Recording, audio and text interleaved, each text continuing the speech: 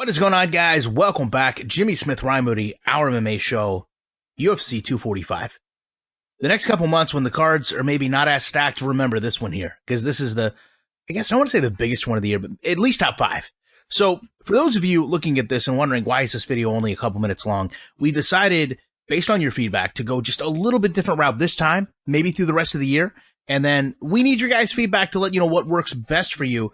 We're going to go through these fights individually, upload them individually, and then see if you guys prefer this or you prefer one big lump of a show. If you like the one big lump, then head over to our podcast where this all originates from, and you can listen to it there. We're going to start this card, though.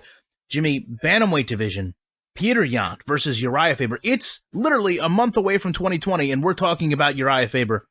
A little bit unbelievable, but to me, Uriah Faber, and we talk about this guy a lot, not so much Uriah Faber, but the guy that only gets beat by the elite.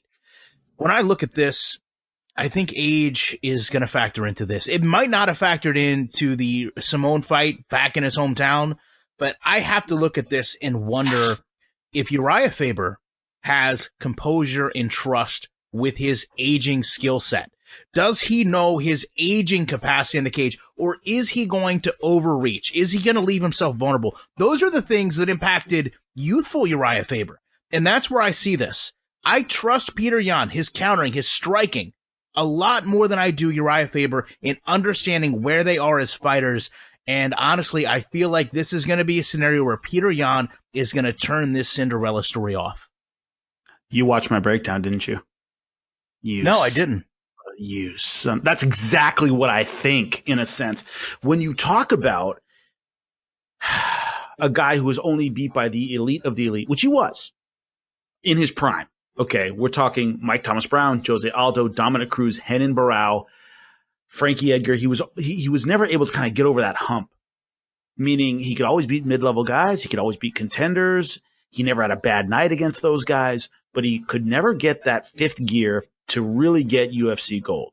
And he had rematches in all of those contests, and he never was able to make the adjustments in the second fight. He always looked worse.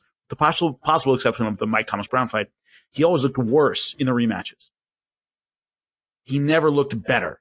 He never made the right adjustments. I know it was his third fight with Dominic Cruz, but the rematch at 135, his second fight with him at 35, he looked worse than he did in the first one. Same thing against Renan Barão. He had a problem with that, where once a fighter was above his level, he was never able to skip over them.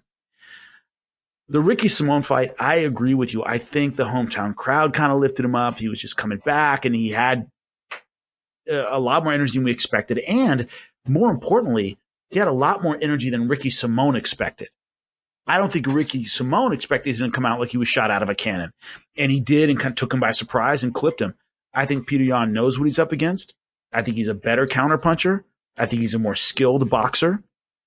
I think he certainly has the ability to outbox Uriah Faber, because Uriah Faber has always been explosive and athletic, but he can get caught reaching. He can get caught trying to do a little too much. I think that's what happens in this fight. I think Yan, I don't know if he finishes him, but he certainly catches him enough times to get a win.